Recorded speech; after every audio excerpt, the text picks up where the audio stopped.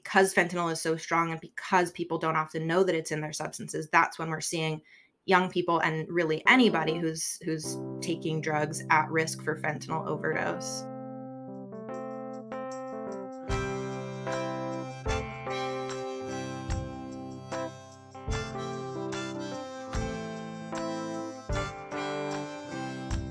Welcome to Season 3 of Talking About Kids. I am your host, R. Bradley Snyder, researcher, activist, and author of The 5 Simple Truths of Raising Kids.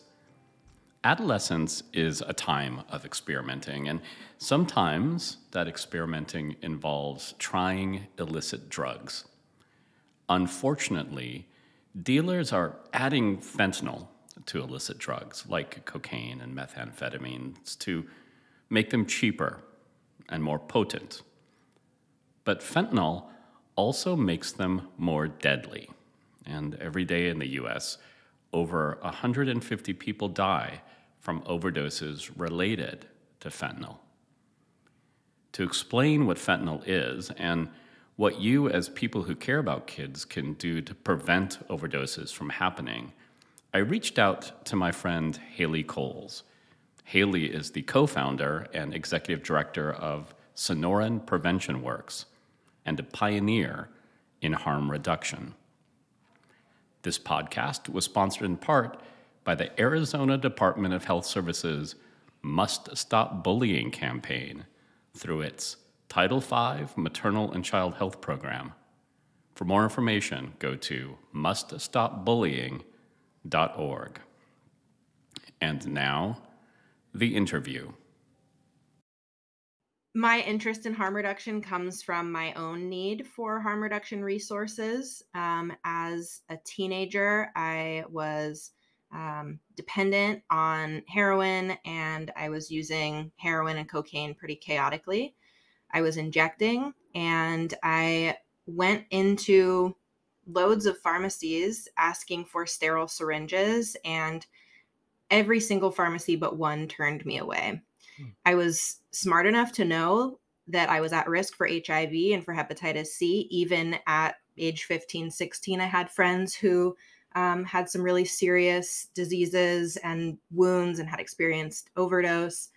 I knew it was at stake, but I was in the throes of a substance use disorder. So I tried taking care of myself. I went to those who were supposed to help me take care of my health, and I was turned away like I was garbage. So once I moved past that chaotic drug use, I really wanted to start the type of organization that I myself needed and that so many people that I loved and cared about needed. So that's kind of my initial connection to harm reduction and why I started this organization. Really, the main reason why I reached out to you has to do with fentanyl. It's a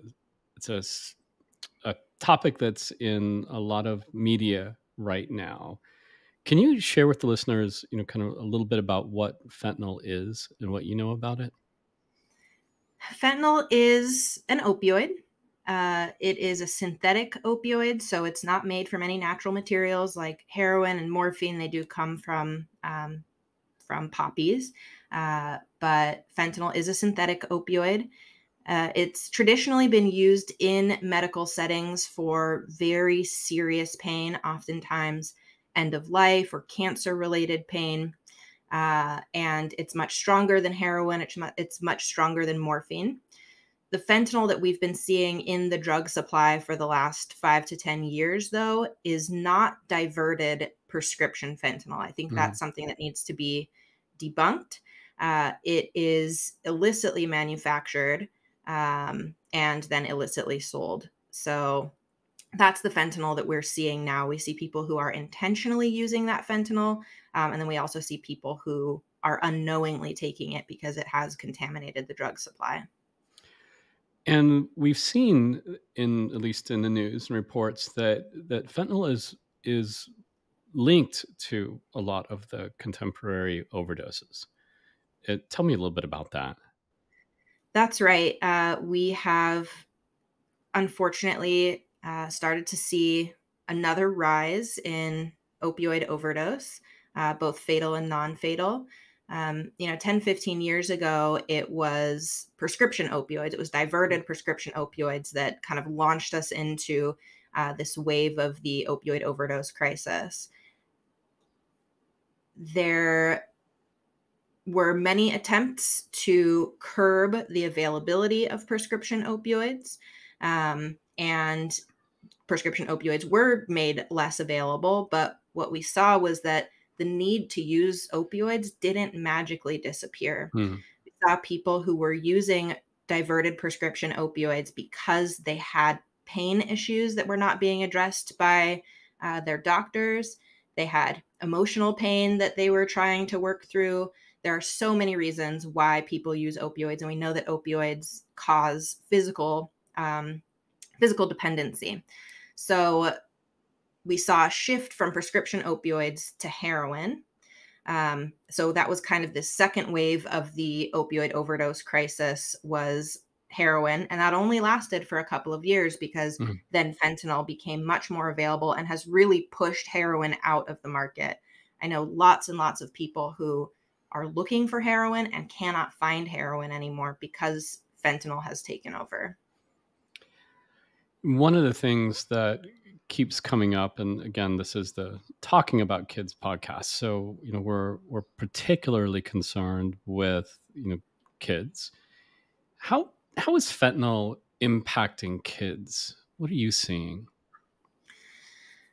I want to be really clear that fentanyl is not a boogeyman.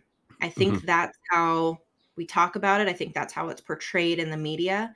And fentanyl is a drug like any other drug. And the problem with fentanyl, and why we're seeing so many overdoses, is that people do not know what they're taking. That's the issue. So if we can see more literacy and really more resources available so that people know what it is that they're taking, there's no reason why we should see such a high amount of fentanyl overdose. There are lots of people who are intentionally taking fentanyl and they're not dropping dead every time they use. Okay. So I think where this impacts kids in particular, we know that young people tend to experiment with substances, and it is so much more dangerous to do that now than it was in the past because of the presence of fentanyl. Because fentanyl is so strong, and because people don't often know that it's in their substances, that's when we're seeing young people, and really anybody who's taking drugs, at risk for fentanyl overdose. There was a scare raised in different cities. One of the scares was raised in New York City, that they were seeing fentanyl in drugs like marijuana. Now, some of that I need to point out has absolutely been debunked. I actually was in contact with the New York City Department of Health about this issue, and in none of their marijuana samples did they find fentanyl. What are you seeing in the Southwest? Yeah, we hear the same thing.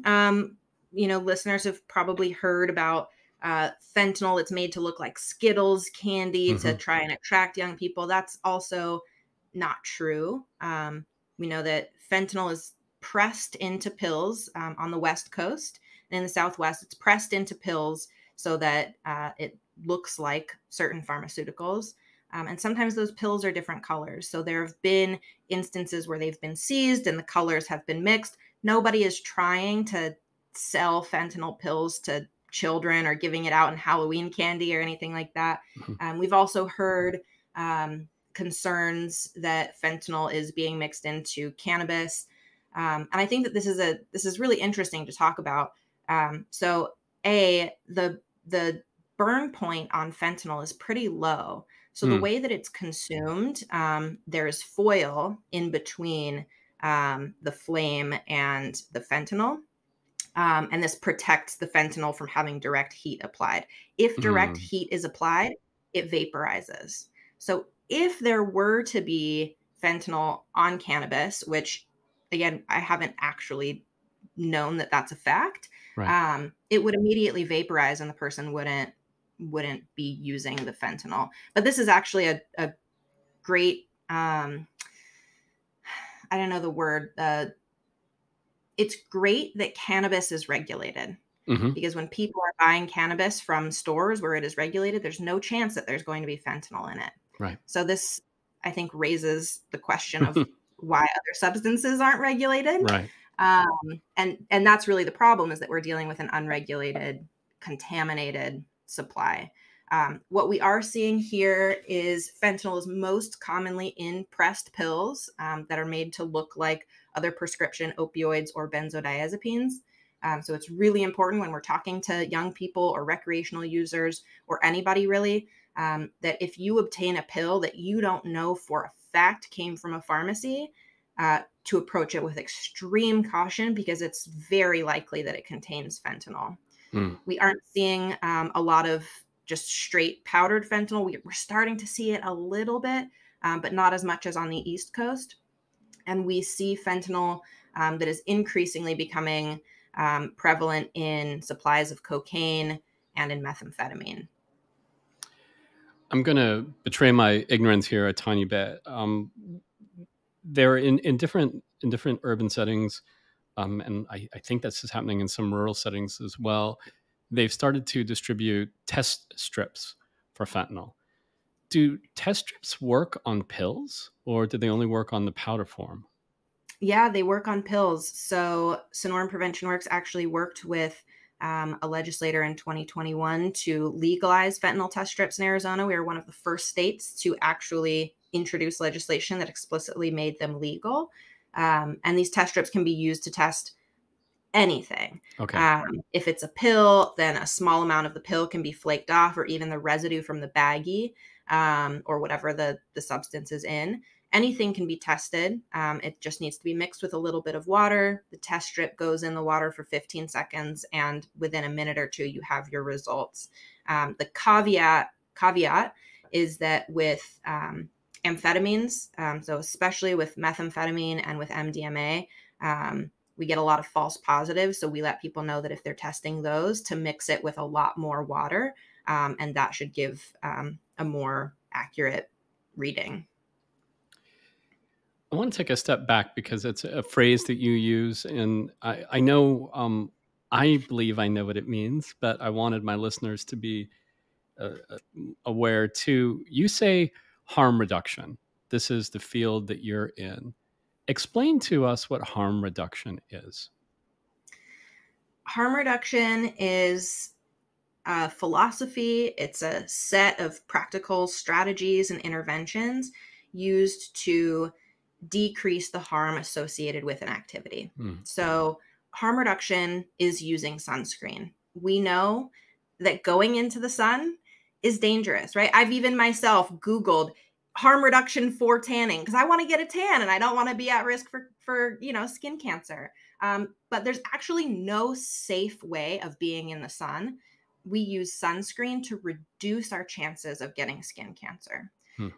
We know that driving is incredibly dangerous. And thank God we have seatbelts and we have airbags, because we know that humans want to move and they want to use their cars. So it's the same thing with substance use. There can be risks associated with using drugs. So how can we minimize some of those risks, especially when the risks can be really high? They really can be life-changing or life-ending. And that's not to say that all drug use is going to kill everybody. That's certainly not what I'm saying. But especially when people do not know what they're taking, they do not have the education or the resources to make those decisions, we utilize strategies to reduce some of those harms. In the 80s and 90s, when we started using the term harm reduction more broadly, was around needle exchange programs. And this was as a result of the HIV crisis in the late 80s. And HIV is spread in a variety of ways, but in particular, blood-to-blood contact. And because people couldn't obtain sterile syringes, they were reusing syringes, they were sharing syringes, and this was spreading HIV. And there was this saying, dead drug users can't recover, right? So for those who want to see people who are using drugs enter treatment and stop using, You can't do that if you're dead. It's very hard to do that if you've lost an arm because of an infected abscess. It's very hard to do that if you've lost everything. So harm reduction is life affirming. Mm. I think it's also important to understand that harm reduction doesn't condemn drug use. It doesn't condone drug use. It just accepts that it is a reality. And whether we like it or not, human beings have used drugs since the beginning of time. And I don't know that it's realistic to work towards a drug-free world because it has been a part of human DNA forever. So how can we make it so that people who are using drugs to meet certain needs are getting those needs met in ways that may be safer, and increasing the chance that that person can make positive change down the line, whatever that positive change might be. So obviously, this is the business of Sonoran Prevention Works, which you founded. You've already mentioned, getting test strips to test for the presence of fentanyl, so you know what you're taking. You had also talked a little bit in your beginning about getting access to clean needles. So if you're an IV substance user, that you know that you've got a needle that isn't contaminated in any way. What are some of the other steps involved in harm reduction? A big one is naloxone and Mhm. overdose prevention messaging. So grassroots harm reduction groups have been liberating the prescription drug naloxone and giving it out to people who use drugs since the mid 90s. But in the last decade, it gained more traction. We were able to pass laws in every single state that allowed layperson access, oftentimes without prescription, to naloxone. And naloxone is the opioid overdose reversal medication. It works within minutes to save somebody's life. There are so many reasons why somebody won't call 911. Mhm. And especially for folks in rural and tribal areas, it takes a long time. It can take a long time for emergency response to get there. So putting this life-saving tool into the hands of people who are using drugs and those who are spending time with them, that's been huge, and that's harm reduction. We had a lot of resistance to naloxone, a decade ago when we were trying to advocate for it, and now it's just kind of a common tool that everybody has in their Mhm. toolbox or should have in their toolbox. But as it tends to be with harm reduction, when directly impacted community members advocate for it and say, this is what we need to save our own lives, it tends to be dismissed until, there's 20 years of research to show that it actually helps. So, Sonoran Prevention Works is actually the largest community-based naloxone distributor in the country. We've given out 850,000 doses of Oh, wow. naloxone. Most of that has gone directly into the hands of people who use drugs because they are the actual first responders when there's an overdose. Right. And we've had over 25,000 reports of lives saved. So that's 25,000 Arizonans who have another chance at making positive change, whose children don't have their lives destroyed because Right. their parents died of an unintentional overdose. We know that overdose affects so many people, more than just the individual who's experiencing it. So naloxone helps to save somebody who's experiencing an overdose. It prevents it from becoming fatal. But there's a lot of tools and a lot of education and messaging that we share with people to prevent an overdose from happening in the first place. So fentanyl test strips are an enormous tool. We know that people who test their substances, if they find out that there's fentanyl in it, they will either not take it Mm. because that really wasn't what they were looking for, or they will take it, but they'll take less. They'll take it, but they'll make sure that somebody's around. They'll take it, but they'll make sure that naloxone is around. So we're giving people options when we give them the tools to understand what it is that they're taking. We also encourage people not to use alone if possible, because if you Mhm. use by yourself, there's nobody there to call for help. If people are going to be mixing substances, we encourage them to use less of the substances. So it's a reality-based approach. When we tell people just don't do drugs, Right. um, that doesn't always work, and we're withholding life-saving information from people. Something that I'm glad you mentioned, because if you didn't, I was going to ask you to, but I think I'm going to ask you to emphasize it anyway. I've had the pleasure of hearing you talk many times before, and you are always careful and deliberate to emphasize that when we stop somebody from overdosing, we're not just saving their life, but we are saving the people who are in their orbit as well. We're protecting their children, we're protecting their family members. So this harm reduction, we're not just reducing harm among people who have substance use disorder. We're reducing harm to their family, their loved ones, their brothers, their sisters, their children. And you've seen this. Absolutely. We have a program where we work specifically with pregnant and parenting people who use Mm, drugs. And it's hard for me to think of a group of people who are hated more than pregnant people who are using. mm, It's not like pregnancy just makes a substance use disorder go away. It right, doesn't. And while we've seen many people who can and want to stop using during their pregnancy, it's just not always possible for everybody. right. Overcoming substance use disorder is incredibly hard and it is chronic. Um, so, yes, absolutely. It impacts so many people. We talk about ACEs. I'm sure you've talked about adverse childhood experiences on your podcast, or maybe your Yes. listeners know about adverse childhood experiences. And one adverse childhood experience is, having your parent taken away from you, Yeah. whether incarcerated or through a death. And so by supporting parents who may be using drugs, supporting them to be the best parents that they can and to take care of themselves, and to not advocate for them to be thrown in jail because they have a substance use disorder or they're using drugs while taking care of Right. children. We're preventing ACEs in their children, right? We also know that except for the most severe cases of abuse, even when there is neglect, even when the parents are having a hard time and not being the best parents, it is worse for the child's development to take that child away from the Yeah. parent. Yeah. So I think it's critical that we really think about and humanize parents who use drugs.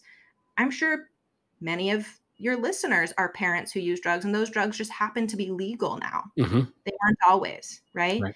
Um, so I think it's important to challenge our own views about the morality of parents who Right. use drugs and try to really support them, because it is ultimately their children who are impacted. It's their family members who are impacted. It's their community members who are impacted. So I'm really glad that you bring that up. It's devastating when I hear people say, well, if you don't want to die, don't use drugs. Mm. It's not about the choices you make, it's about the choices that you have. And unfortunately, there aren't a lot of great choices for people who are dealing with substance use disorder or who are using drugs. So, for my parents who are listening, the teachers, the direct service providers who listen to this, who either believe that the kids in their life are using substances or that the kids in their life have family members who use substances, what steps can they take to start to reduce harm to those kids? I think kind of this idea of stopping the bleeding, Mm. we need to get naloxone into everybody's hands. Yeah. The Surgeon General said that, I think, what, 8 years ago, 10 years ago. Um, that's low hanging fruit. If there are children who themselves are using, or they have friends who are using, or their parents are using, we have to put naloxone into their hands. And for anybody who doesn't know, naloxone is completely harmless, Yep. except when it is administered to somebody experiencing an opioid overdose, and it revives them and it makes them quite sick. Yeah. So that's low hanging fruit. I think also with young people who are using drugs, and I can share this from my personal experience. I didn't have anybody to talk to. Mm. There were lots of adults that I wanted to talk to. I wanted to tell them what I was struggling with, but I was so afraid of the kind of trouble that I would get in. Mm. And God, this was, 15, 17 years ago. This was a long time ago, and there wasn't fentanyl in the drug supply. I think that not having an adult to talk to, had there been fentanyl in the drug supply, I don't think I would have made it. So the way that we as adults make ourselves approachable to young people is by not accusing them, by maintaining curiosity. If we have a personal story to tell, that makes us a little bit more relatable. And I think focusing on the behavior, I've seen you falling asleep in class. Let's talk about that, rather than I think you're doing drugs. Right. And making ourselves safe for young people to talk to. I think it's also important that if we're in a position to be that safe person for young people to talk to, that we're armed with facts about the substances, that we're not leaning into hysteria about it, and we actually know what we're talking about. I see those advertisements sometime that say, if you use meth one time, you're going to be addicted for the rest of your life. So a young person uses meth, they have a great time, they're not addicted for the rest of their life, and they say, well, I'm not listening to those people anymore, right? So I think it's important that we are armed with the facts, that we understand why people like to use those certain substances, that we know tangible ways to talk about harm reduction. I think being able to tell a young person who's using, I would prefer that you don't use, but I understand that this is where you're at and these are the choices that you're making. Please don't use by yourself. Like, can you promise me that one thing? Please don't use by yourself, or get on the phone with somebody if you have to use by yourself so they can call 911. Again, that makes us safe. And that makes it so that people will confide in us. And we also need to know about treatment options if that person does decide that they want treatment. At our programs, at our syringe service programs, our outreach programs, we don't bring up treatment until a person asks us. Okay. And we're maybe in a different position than parents and teachers are. But for us, we don't want people to think that we are trying to make them change. We are trying to meet them where they are. And we know that people who are referred to treatment from programs like ours actually have a much better chance of being successful in treatment, because when they ask us for a recommendation or a referral to treatment, it's because they're ready, not because they think that we want them to go. You can send people to treatment all day, but if they don't want to stop using, it's only going to be temporary. And then that person has lost their tolerance, which then puts them at increased risk for overdose. I think we also need to really learn, or parents and folks who are in a position to support young people need to learn more about medications for opioid use disorder. There's a lot of stigma around medications for opioid use disorder, but they've been proven over and over and over again in every single country that they are by far the most effective form of treatment for opioid use disorder. So I think that's really critical for folks to know about. For young people who have parents or adults in the home or around them who are using, again, we need to give them naloxone. And the bad things that might happen in their life, like, it's not the young person's fault. Right. And it's often not in that young person's control to be able to change or influence them. I don't know as much about childhood development as I'm sure you do and a lot of other people do. But certainly, affirming that young person's experience and also giving them the tools so that they can intervene. We've trained people as young as, I think, 11 on how to administer naloxone. It's so easy. You can't mess it up.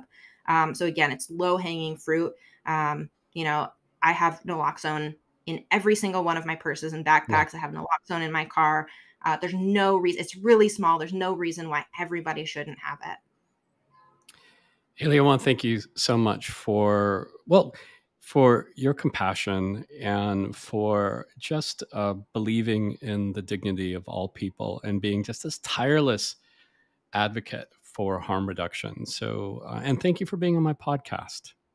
Thanks for having me. I really appreciate it. It's not, harm reduction is, I think, not talked about enough, especially when it comes to young people. So I'm just really glad that you asked me to come on here and talk about it.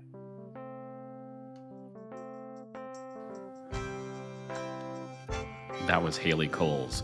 For more information about Haley or about Sonoran Prevention Works, or for harm reduction resources, please visit our website, talkingaboutkids.com.